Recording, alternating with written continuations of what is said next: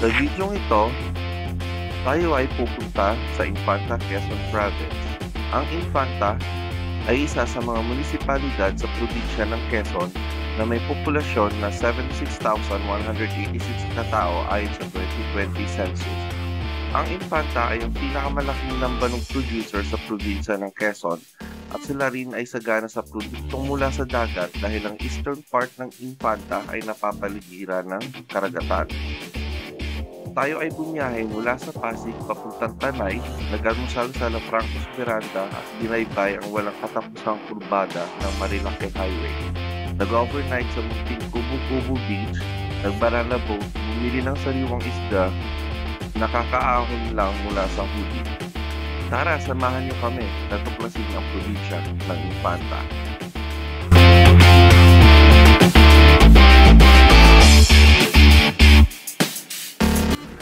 Good morning guys and welcome back sa ating channel. So ito na ang matagal natin inaantay na ride papuntang Infanta. So stay tuned and enjoy the show. So ang target na alis namin sana is 5 AM kaso si Mokong 5:30 na ata nagising. So ito, paalis pa lang kami. Ang time check is 6:27 ng umaga, Saturday, August 24. So alam guys, taming Infanta, munting kubo-kubo. So ayan, medyo heavy loaded yung motor natin. By the way, nag-upgrade pala tayo ng top box. Yung top box na gamit na natin ngayon is yung SEC Secure na 56 liters. Na-upgrade natin kasi kailangan ko yung extra luggage space para sa backpack natin. Tapos ayun lang, balikan ko kayo mamaya pag medyo malapit-lapit na tayo guys. So andito pa lang tayo sa West Bank. And yan, on the way na tayong Infanta. Okay, mag-almusal pala muna kami somewhere sa Marilake. So ayun lang, ito na tayo sa Antipolo. So hindi pala tayo papasok ng Marilake sa may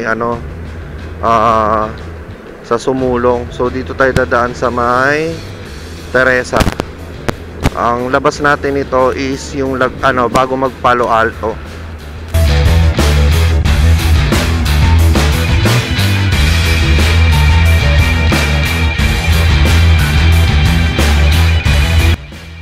Sa tropa namin hindi nakasama si Marvin Fernandez or si Rain Cloud Fernandez at yung misis niyang si Pao Fernandez. Shoutout sa inyo.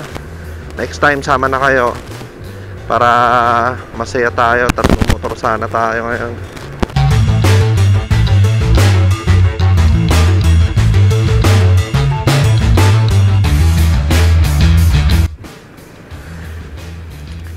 So ito na guys, pababa na tayo ng Teresa.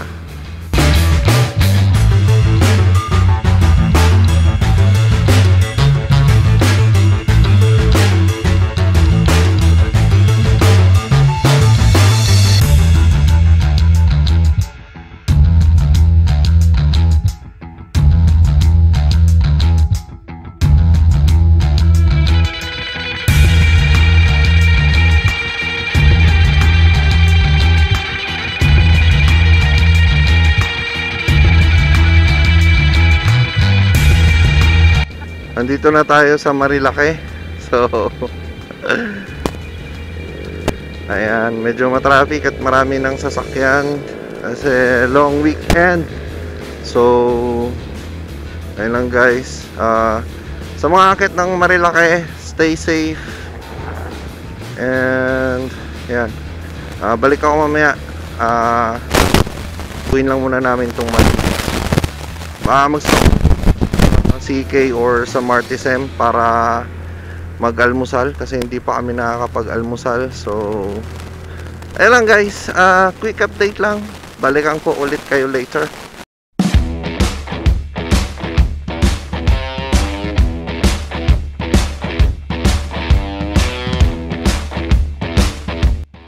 Welcome back guys. So andito tayo sa Gillian Marie.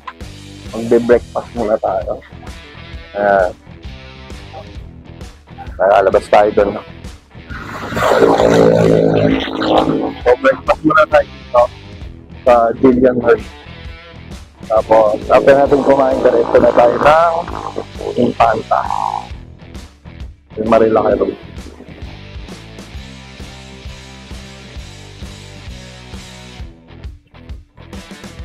Dito yung overlooking.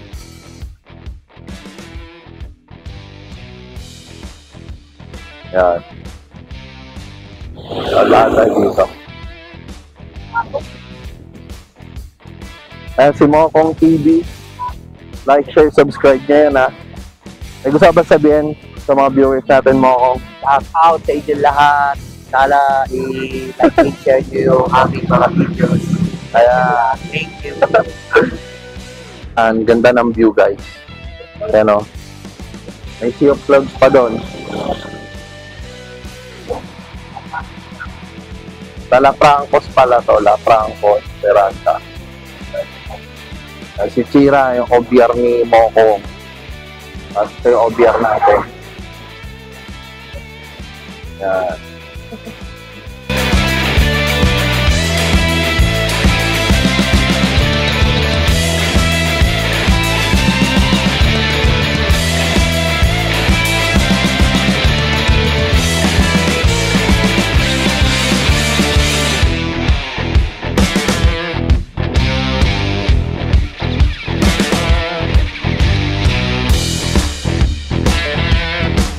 So na guys, tapos na tayong kumain sa La Francos Veranda. So pababa na tayo, papunta tayo sa Sampaloc Road, tapos tawid tayo ng Paregina yan eh, tapos dire-diretso hanggang Infanta pa Jariel's Peak, tapos dire-diretso na yun ng Infanta, Munting Kubo-Kubo. So, ayun lang guys.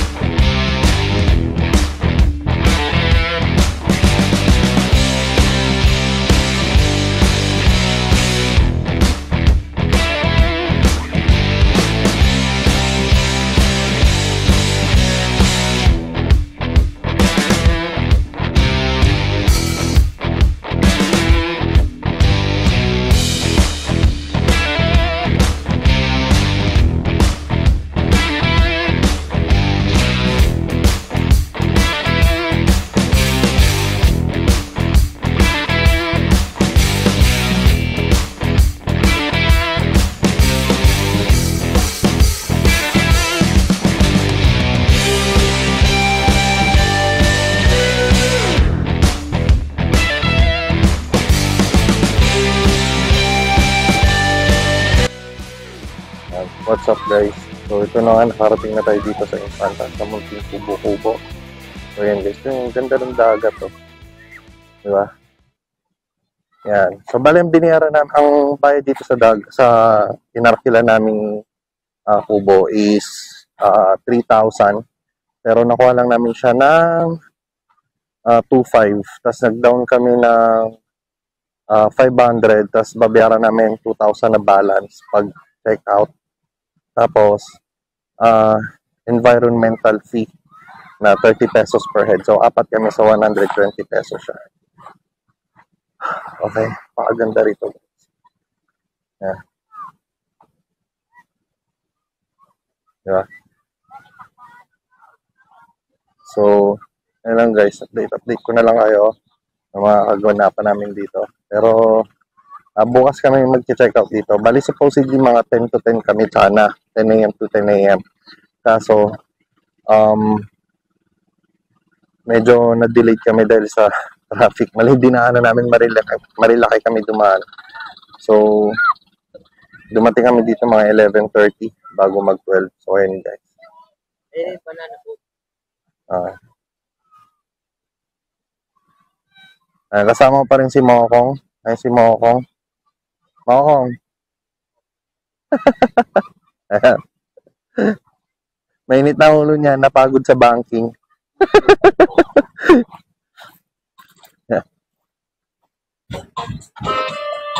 So, kakain namin. Yung pagkain namin. Tempo, manok, hotdog. So, gumasin mo ng adobong isaw. Ayun o, sarap. Ay, asa na? Wala pa. Para. Lutuin ulit. Motor ni Mokong, the legendary Soul GT. Tapos yun sa atin.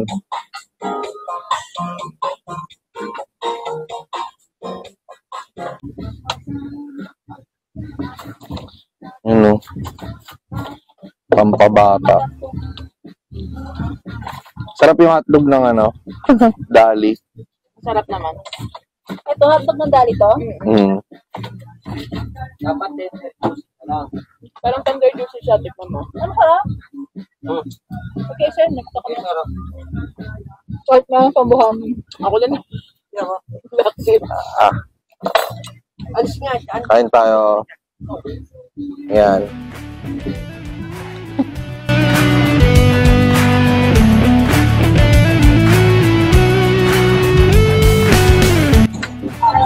Yan. Shot.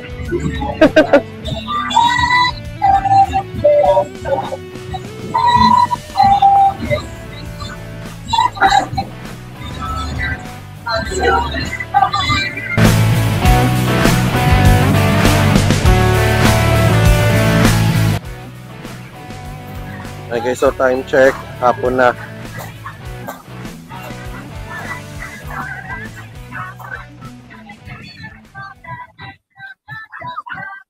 Sobrang ganda dito guys. So, prepare na kami ng pang-dinner namin. Ayan. Ito yung pinapila namin ubo. Ayan. Kanina nagbanana boat kami.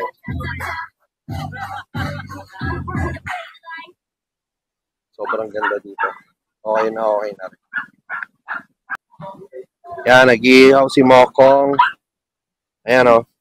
2 tulingan, 170 pesos. Ganyang kalaki. Imagine gano'ng kamura yan guys. Dito lang yan sa Infanta. Munting Kubo-Kubo pangalan ng resort dito. Yan. Yung motor natin, motor ni Mokong. Pwede niyo i-park yung mga motor niyo dito. Ayan o, tulad ng mga yan. Nakapark yung mga motor nila dito. Yan. Ito. Yan.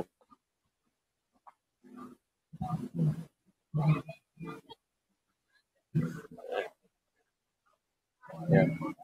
Pag pumunta kayo dito, family friendly naman itong place. Ano, dahil nagsiswimming dyan, mga bata. Kaso may part yung dagat na biglang palalim siya. Pero so far okay naman. Nag-banana boat kami kanina. Yung banana boat nila. Yun. So binayad namin dyan is 150 per head. 4 lang kami. Tapos 4 lang kami na sakay din ng banana boat. Yeah.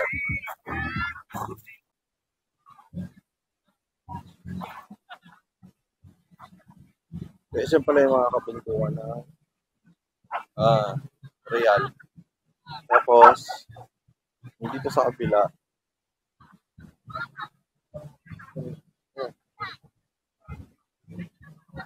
yan yung Pulilio Island. Okay. So guys, ito muna yung sasaring vlog natin. So salamat sa panonood. And Kung bago ka sa ating channel, please like, share, and subscribe. Okay?